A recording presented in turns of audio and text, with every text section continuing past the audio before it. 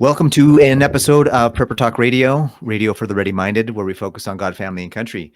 Today, we've got Shane and I in the house. Scott, unfortunately, had a little bit of a family emergency, so if you'll please keep him in your prayers, that would be probably very appreciated. Yes, please. We hope that's not too serious, but it's something that we ought to keep praying for him for.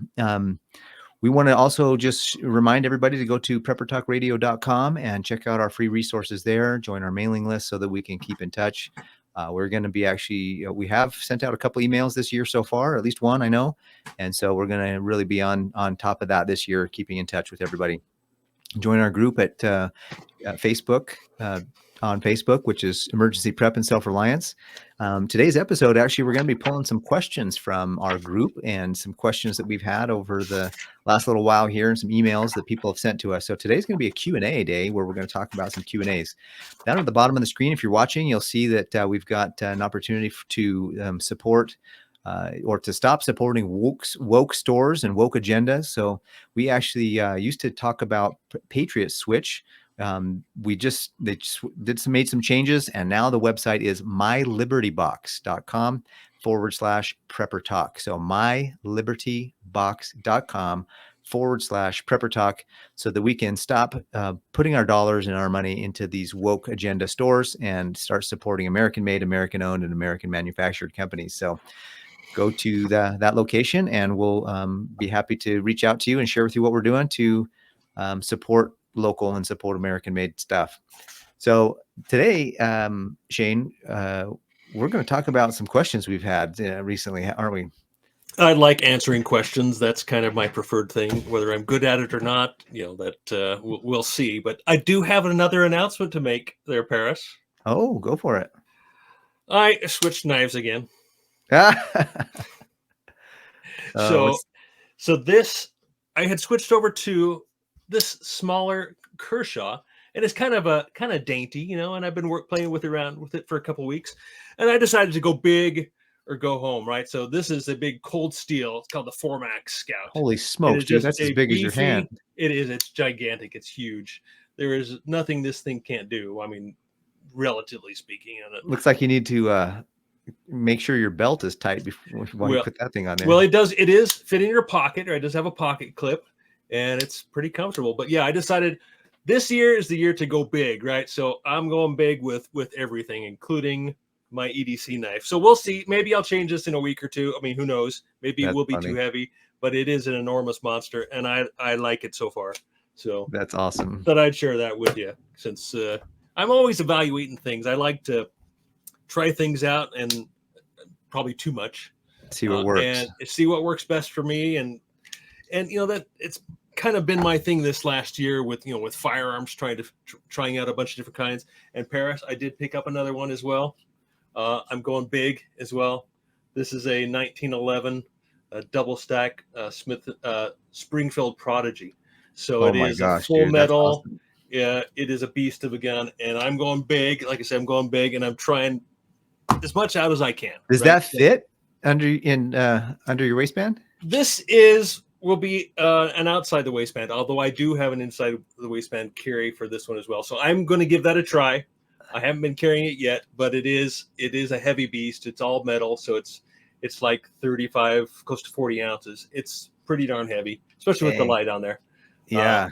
So I am trying that out. Right now, I'm still carrying my favorite, the PX4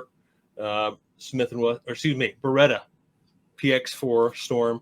Love this thing. That is a concealed carry inside the waistband firearm, and nice. I'm loving that one. So no reason to change that, but I'm just learning a new platform with the 1911.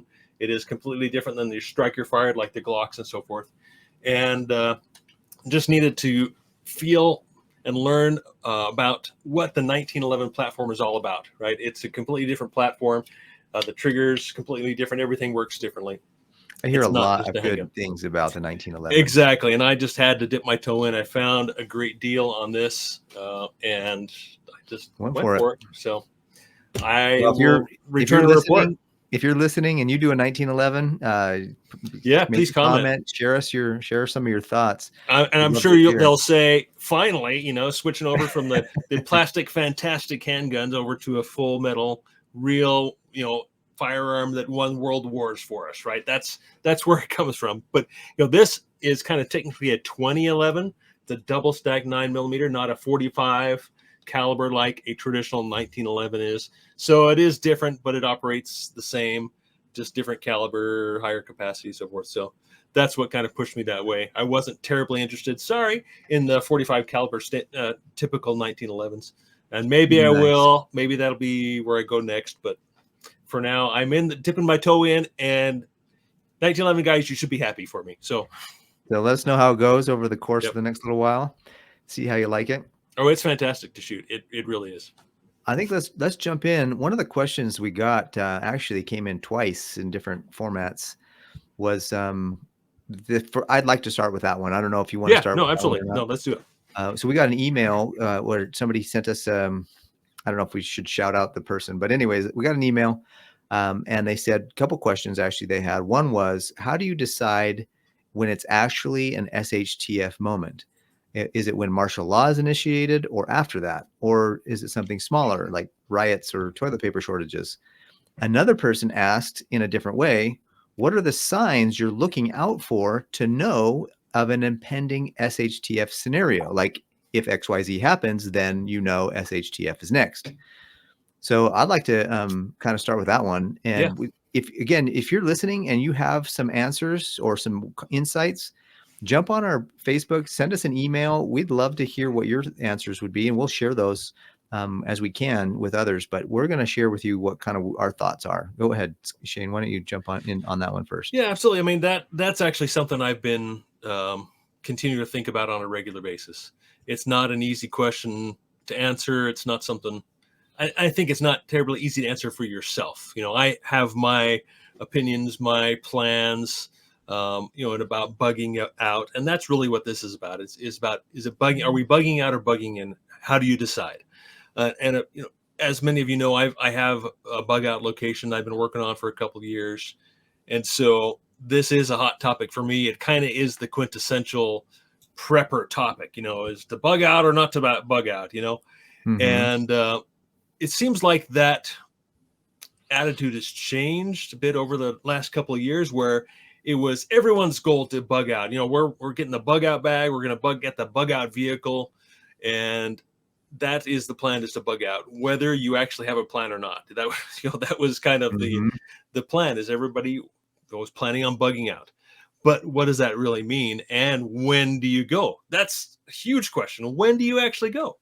But I guess you can make that question easier on yourself if you're prepared. And I guess, I can ramble on forever, Per, so feel free to jump in at any time. Well, I agree that, there's some certain things, like a couple things first that came to my mind is that there's macro level SHTFs and there's micro level SHTFs. Like you might have, for example, not that it's a full-blown SHTF scenario, but Scott had a little bit of an SHTF within his family, like a family emergency. So that if you have an emergency, that's a clear trigger that there's something going on, and do you have some preparedness? For example, if somebody is going into anaphylactic shock, do you have an EpiPen? That's an SHTF mini moment where you need to know if you've got the first aid ready to go. If somebody breaks their arm, if somebody is in an accident, if you come driving up to an accident, that's a mini SHTF moment.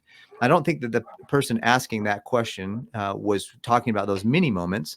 They were talking more about the macro level moments, like when society is collapsing. So I just want to, I don't want to take away from those mini moments when your life feels like it's totally falling apart and your neighbor's just fine. So, because there's some reality to, hey, I'm in a situation right now and I need some moral support, some help, some love, some whatever. So if you're in a moment right now in your life where you're feeling some pain, we're feeling for you. We'll be praying for you. But I feel like if you're looking around, and like, here's the thing too, is like SHTF might hit more obviously this last year or 2 years. We've had a lot of those riots, local riots.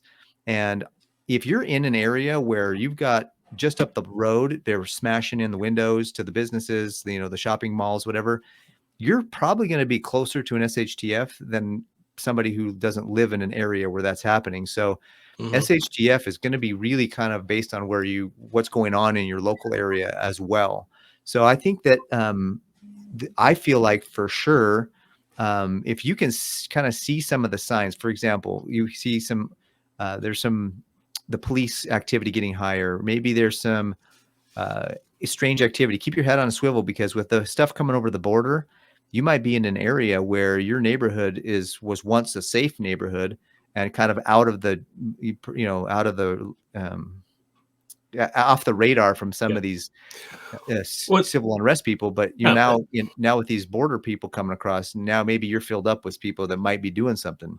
Yeah, and that's another question we have on our list too, isn't it? There.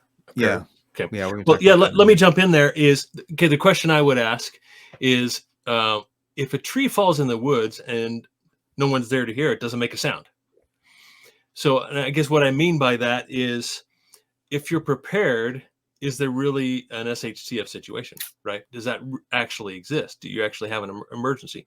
And so I guess you could classify an emergency or an SHTF completely differently. However, if it is something that comes on quickly and you have to make quick decisions that maybe you're not prepared for, that could very well be, an SHTF type moment.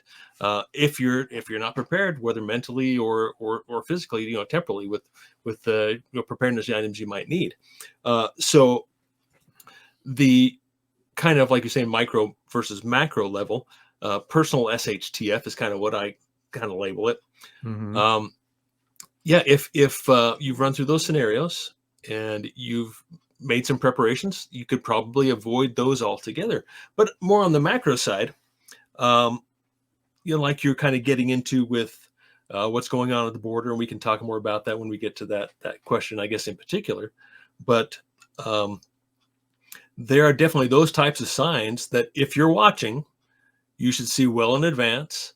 And here's an old 1983 movie. It's called, and it's free on YouTube. You can go and watch it. I think it's called The Day After. Let me just double. And I recommend go take a look at this one, because it does show a lot of little signs throughout the beginning of the movie. And it's about global thermonuclear war is what it is. And it does hint at all these little signs about where these people should have, and some did, take those clues and make preparations and maybe get themselves into a safer place. But I think if you have to be watching to see those kinds of clues, and make a list and make priorities about when X happens, we do Y. In the different situations. And of course, we could talk specifically about what I've planned. Or what I was thinking is that, there's definitely natural disaster SHTFs. Yes. If there's a tornado, that SH is about to TF. You know what I mean? If you have an earthquake or a flood, I just actually watched a video of some guy in they're like a military base on an island or on the coast somewhere, and a huge wave just came through and crashed, broke their door down, like flooded the office, and everybody was like in a panic. And then the old classic Red Dawn, the SHTF happened as they were watching these guys fall out of the sky in their parachutes, so that, like, how do you know when SHTF is happening in those scenarios? It's like, it's on you, it's happening. Like, the time for preparation is over. Yeah. So what are there's really only a few things you can think about.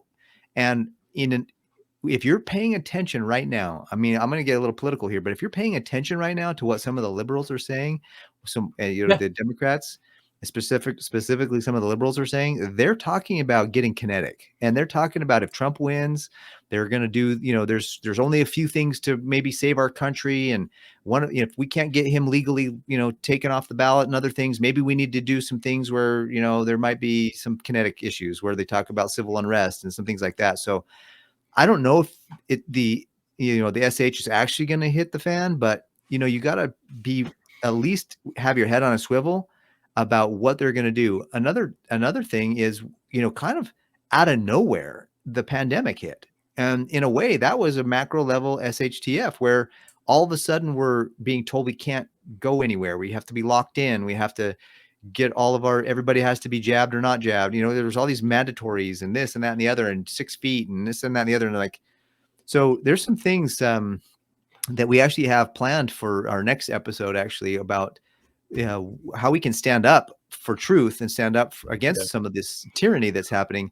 But I feel like that one of the bigger, what this is kind of really boiling down to in these questions is when they have I feel like it's gearing towards this idea that there's going to be a tyranny soon, and we need to be aware of it. And martial law was in there as one of the questions. Mm-hmm. And that's definitely, I mean, if martial law has already happened and you're in a 15-minute city, or you're in one of these smart cities, you're probably not going to, it's probably too late, because you're not going to be able to get out because they already have their barricades. And when you were describing, the COVID scenario being locked down and so forth, that in reality is martial law, is what it is. It wasn't portrayed that way. It wasn't, announced that way. Oh, we're declaring martial law, but it was, maybe call it a soft form of martial law, if such thing exists. It's either martial law or it's not. Whether it's enforced as firmly in some areas as others, is the question. But essentially, that was martial law. Now, looking back, and that hindsight's 2020. So looking back to the COVID, would you have bugged out? No. Sure, it would have been nice to just get away and not have to worry about all the BS that we had to go through, and more in other areas and other people than us here in Utah. I think we had it pretty easy. At least I think I did, because I just ignored everything and didn't have to pay any kind of price, right, for ignoring pretty much everything. But that is one of the signs, is obviously declaration of martial law. But I think you could also argue, going back to COVID, we are likely still in that state of martial law. We know that the president over time has made certain declarations about, and I don't have that information in front of me, so I apologize. But some of those things that have been declared over the years have never been retracted. So I think somebody just things are posted, not what they seem. I just saw that somebody, like some court just determined that the emergency powers was unconstitutional or something. Okay, no, I hadn't seen that. So that's interesting. I don't know what they're going to do about it, but they at least somebody said something about it, and I was like, oh, that's intriguing. It's probably just for show. But another thing that popped up on Facebook this morning that I shared over my page, I'll read it here, is trying to help people understand what's going on right now is like going back into a burning building to pull someone out, only to have them keep punching you in the face and demanding evidence that the building is on fire, even after they admit they can see the flames. And I thought that is the absolute perfect description of what's going on, because if your eyes are awake and you were that frog dropped into that pot of boiling water, and I'm speaking for everybody, I don't mean to speak for everyone, I'm speaking for myself, I should be able to see that, right? You would think this is as plain as the nose on my face, or as the sound of the tree falling in the woods, that the signs are there. Does that mean to bug out? No, not necessarily, right? I mean, again, it would be nice to disconnect and unplug, but if you're there, Personally, on. For me, SHTF is when it's martial. It's like there's roving Open bands. martial law. There's maybe, I don't know if zombies are going to be, but it's got to get pretty hardcore for me to realize that I've got to get out of Dodge. For me, if it's, so far, I feel like my most safest situation is going to be bugging in until I can really get to the point where I've used up all my resources, and then I'm out. But I think SHTF is obviously going to be micro level, but then it's going to be disaster oriented. And then if it's really Red Dawn oriented, it's unfortunately, the sign is it might be too late. Yeah. If you're living in San Francisco, and they're invading the shoreline, you're done. But if you're in Utah or in Nevada or Wisconsin or somewhere else, and they're invading the California shoreline, and you get news of that, you probably have a month or two. You know what I mean? Before they get to you. Exactly. But the danger is happening. Yeah, absolutely. But the danger is when to go, right? It's always going to be better to be early than late. And so we always advocate for strategic relocation, right? Getting yourself into a place where you don't have to bug out, where you're bugging in is your bug out, if that makes any sense, right? Yes, I think for most people, it's going to make sense to bug in, make sure you have what you need, and you can have to go out to the store when it's dangerous, right? Don't have to go get the things you need when it's too So dangerous, when there's roving bands of gangs out there. And I think that would be one of my signs, is when there's excessive rule of law, or we're living without rule of law. One of the two, or both, right? Which could both happen at the same time.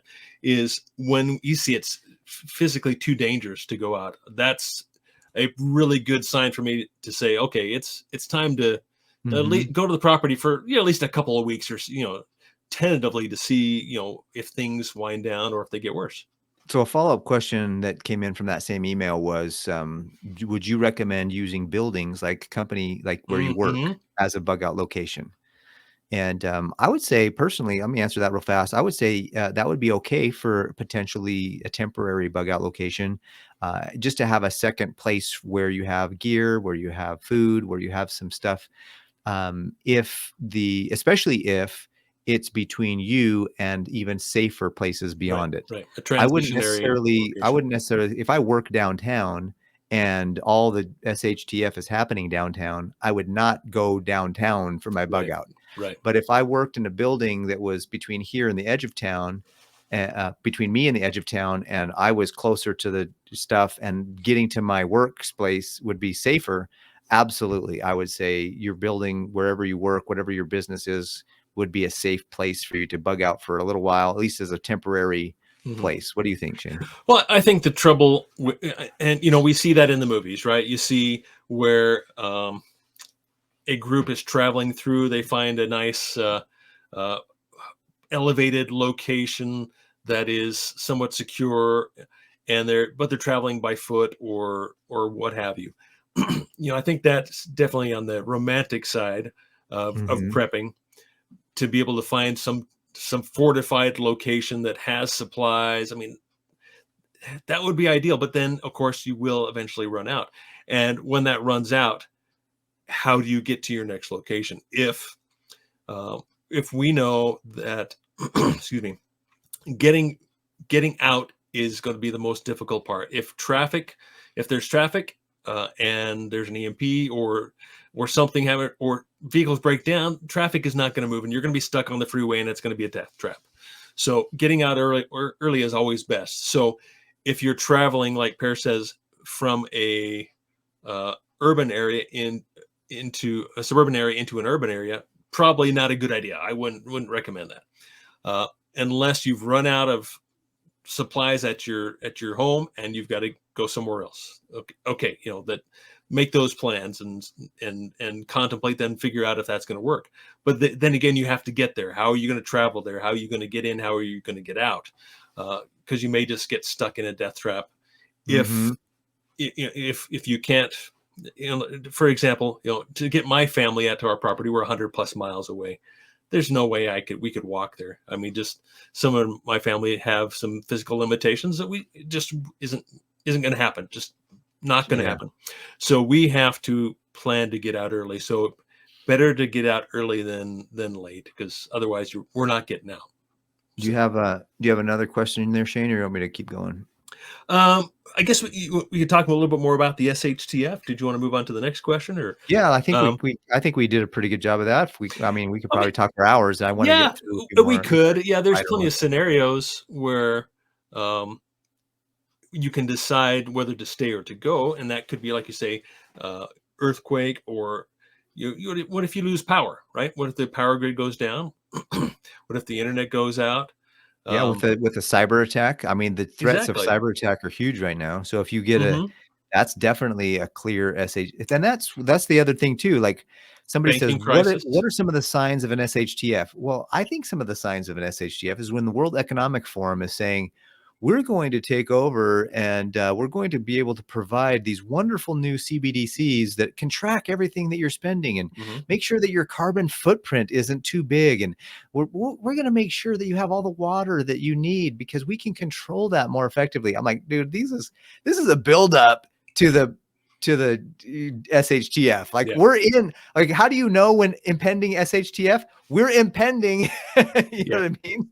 I feel like I don't know about Yeah, you, no, but absolutely. I think it's just a matter of one system here breaking down, or that, like, it could be a financial collapse that could lead to a couple of weeks of chaos. So if on a Friday, the banks say, we're going to shut down, we've got to shut down for Friday, we back up on Monday. I would take that as a cue to get out. If you have plans, if you're prepped and you got a place to go, that's always the caveat. If you're going to bug out and you're ready, I think that's a good time to get to the property for the weekend and see what happens the following week. Otherwise, be prepared. Fill up your vehicles, go to the store, get everything you need, and then stay home. Right, like I always bug make in. sure I just make sure that my gas tank, I know there's people that say never get it below half a tank. I just fill it up every Saturday, no matter what. Every Saturday, that's my cue. You don't drive very much, Paris, do you? I don't, thankfully. So but my son drives this back and forth to school every day. But my wife and I, she goes to the gym every day too. So we do a little bit of driving, but I get to about half a tank by Saturday and just make sure it's always full. Yeah. And so that's something to make sure you're doing, like get into some routines so that whenever SHTF does happen, you're not completely caught off guard and you're like, what the heck? I was completely, you forgot to fill up. Yeah. For me, blindsided. I do a lot of driving for my work. And so whenever I come back home, I fill up before I come home. Nice. And depending on how far I'm going and where, and so forth. But most of the time I find myself, I don't get below 3/4 tank. And I've got a 38-gallon tank on my rig as well. So I can go a lot of miles, and then I got another extra 5 gallons in the back, Nice. in a gas can. But I think things like that, like a banking, that should be fairly obvious. Maybe it won't be, but it should be fairly obvious. Possibly during the week, if you see interruptions in your banking and have banking issues, that might be a good clue. If power goes out for extended period of time, and you can handle it better at your bug out location. That's and of course I'm just kind of speaking for my own personal plans. There, I don't really need much power. We've got wood burning stove and so for our heat, and we just really don't need to have. And I've got a small solar power system and such, so we'd probably fare better there than here without power. So at that point, I might consider, let's go to the property for the for the week, for the weekend, see what happens, and then hopefully have the option to come back and get more stuff if it continues to get worse. So I think picking what is your biggest concerns in your particular area, like here in Utah, it's earthquakes. We had a big one a couple years ago, didn't do a whole lot, but we are expecting the big one. We have been for 100 years now, just like everywhere else, right? It's long past due. I would love to be gone from here because we have 2 reservoirs up canyon from the way I have to go to get to my property. Got 2 reservoirs. If one of them breaks, I'm done. I'm not getting there. There are other potential roundabout ways to get there, but again, leaving early, trying to read the signs. We could go on, for hours and in more detail, but those hopefully will give you some idea of when to make a decision to go or stay. Yep, I agree. So let's speaking about we kind of alluded to it earlier, but one of the things that's come up and another question that I found was, with everything that's happening at the border and what's going on with Texas, is this one of the questions? I think the question is this something that we need to be prepared for and planning for, and how soon do you think something will happen, if anything? And that's, to me, I think that it's a prime setup for something to happen.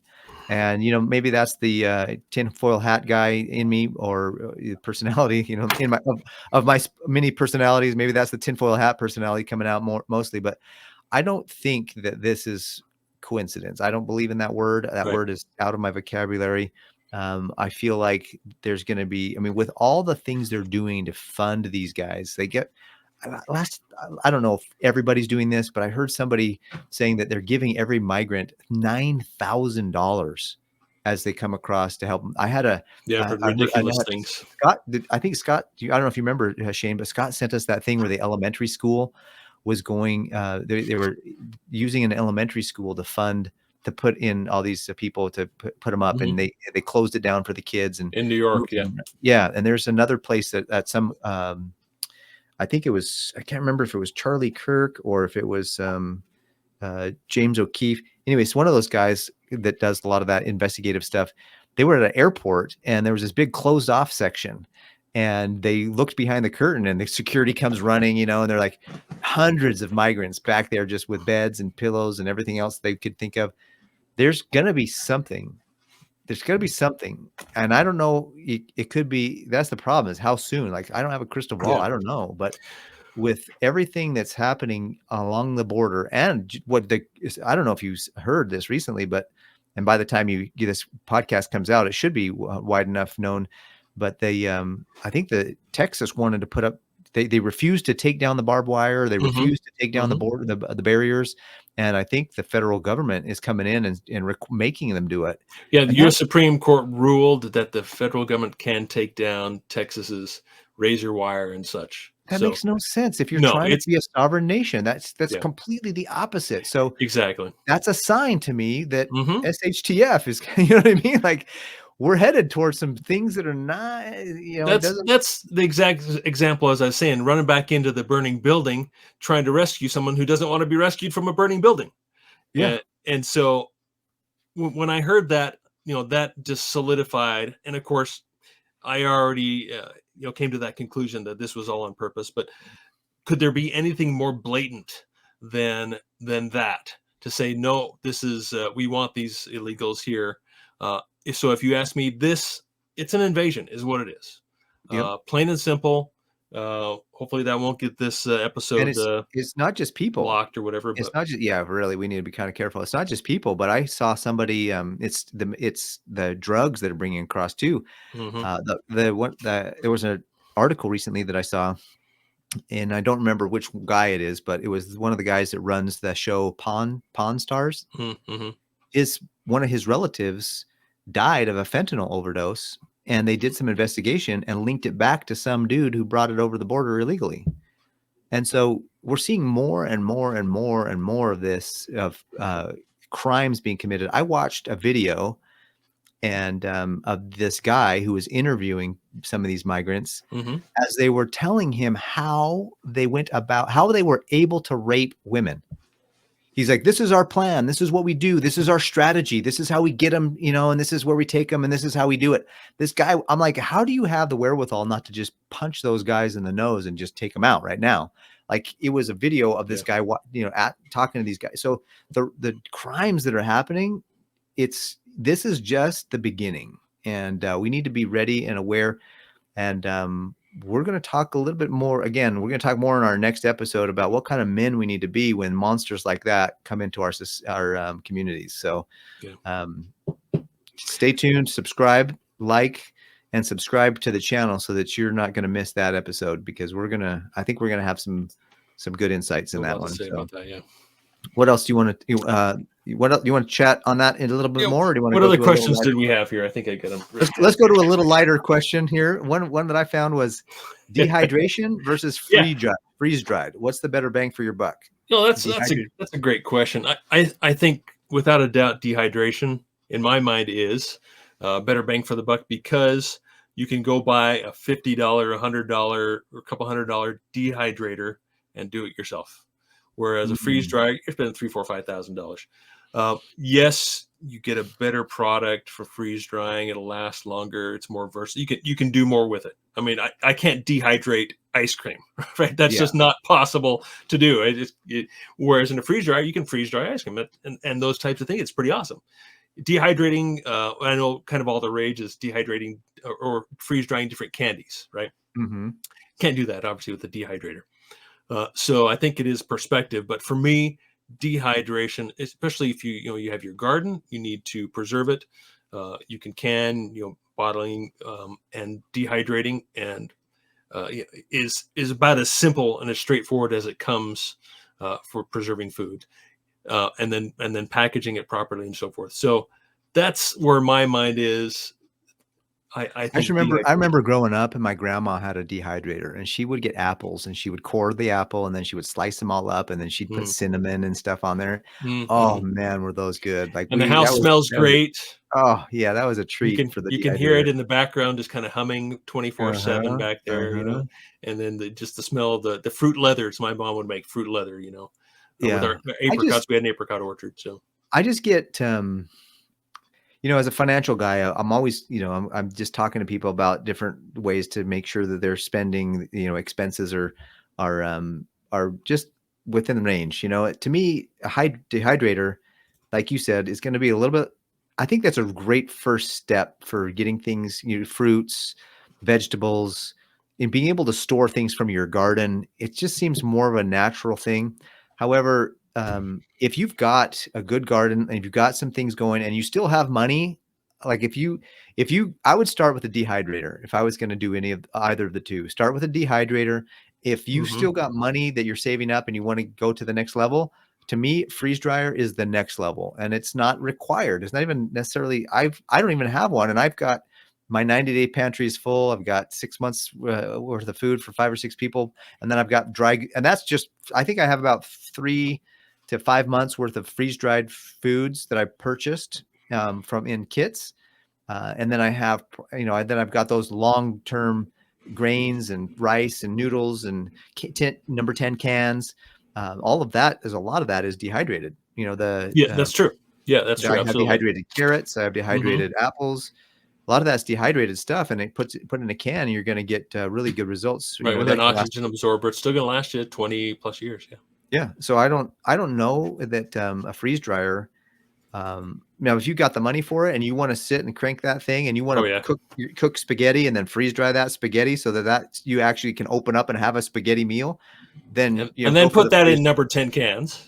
Yeah, then go for the freeze dryer. But to me, if you're on a budget and you're trying to get yourself going, start with the dehydration. That's what I would say. Yeah, and then you can run down to your grocery store and grab because you can whatever eat food fruit you want and dehydrate it. You can eat fruit that's dehydrated. You can't necessarily eat fruit that's freeze dried. You have to kind of, you should, I mean, you probably could if you had It's like candy. You pop it in your mouth and let it soak. But yeah, it's hard. You want to reconstitute it if it's freeze dried.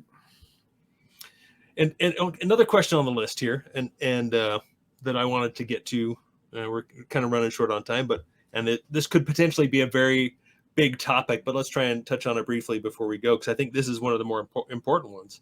Yes, it is important to know when to bug out, when to know when it has hit the fan. But I think this year is a year of opportunity. And I wrote an article on my blog, but how the question was how to be. I don't know if it's really a question, but how to become more self-reliant in 2024. How would I go about that? I'll phrase it that way. How am I going about becoming more self-reliant in 2024? And I think the first thing that comes to my mind, and I'm sure it'll come to your mind the same, Paris, is getting or staying out of debt. You cannot be self-reliant. You can't be free if you're in bondage to debt, to interest rates. Interest is called usury. It has been for thousands of years. It was illegal back in Christ's day. If I'm thinking correctly, that charging an interest rate was usury and it was a crime. Am I right there, Paris? Am I right speaking out of the record? No, I think you've defined it properly. I have no idea if it was a crime or not, because it clearly happened, and so I don't know if I just don't know about that part. Right. But yeah, I think hopefully you understand what I'm saying, right? It's paying interest is being a slave. I know that Christ counseled against it in his own in the Gospels. So yeah, absolutely. For sure. So that would be the first thing I would say, is to pay off debts, get out of debt,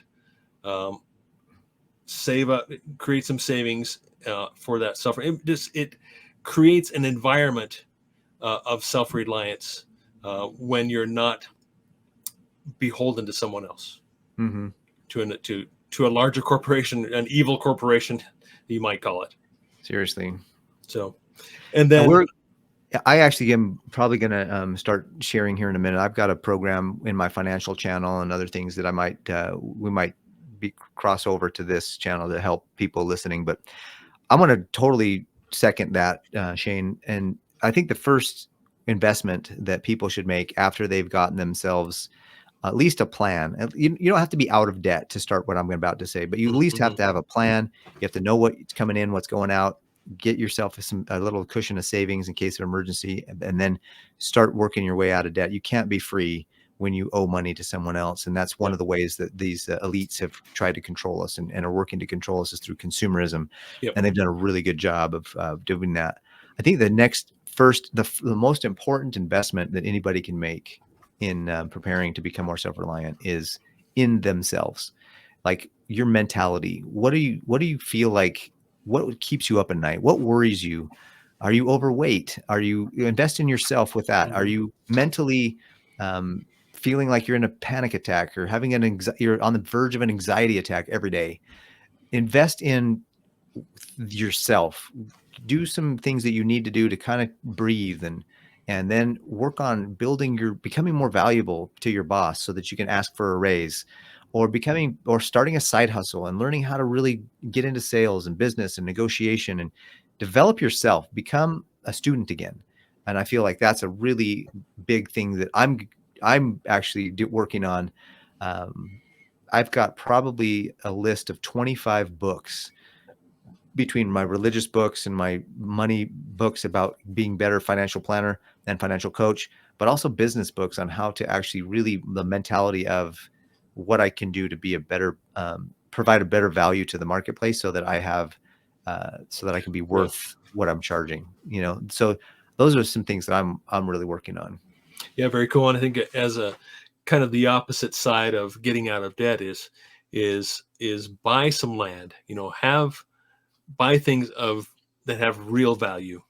Of course, I'm a big advocate for gold and silver, but also just for me, knowing that I have a piece of property that has no debt, that is paid for. There's a place that I can go to retreat to that nobody can ever take away from me. I mean, that's a big caveat to there, paying taxes and so forth, and all the government issues that we won't get into, but doing the complete opposite of debt is actually creating, having a place of your own. You go back to the 10 commandments, whereas, one of the commandments is thou shalt not steal, right? And which tells me that God is in favor of ownership, right? Of private ownership, that we can own things for ourselves that nobody can take away. And that is for me the definition of self-reliance is as preppers, we like to buy things, we like gear, we like stuff. I mean, that's part of being able to survive, is having the things that you need, but not being materialistic. That can be a fine line, but actually, because if you have the skills, you don't need to have the materials. So that's why investing in yourself, your skill sets. What do you need to learn? What do you need to do to grow and become a survivalist? Yeah. And even an urban survivalist is, quite honestly, like, yeah. And we talk about it all the time. The more you know, the less you need. Yep. And that's absolutely true. But if you do have a trade, you do have a craft, you got to have a place to do it. Yeah. And you got to have the goods that you need to do your craft. Hammering a nail with your hand sucks. Yeah, it's a lot easier to hammer a nail with a hammer. Exactly.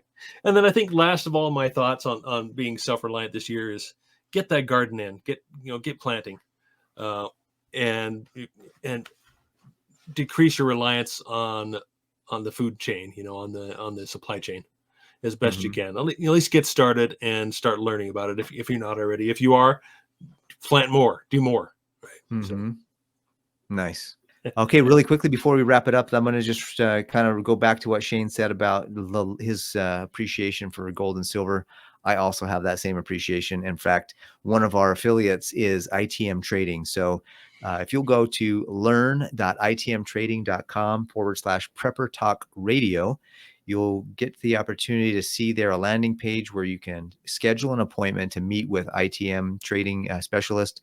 They know the market, they know the economy, they can get your money, whether it's in an old 401k, an old IRA.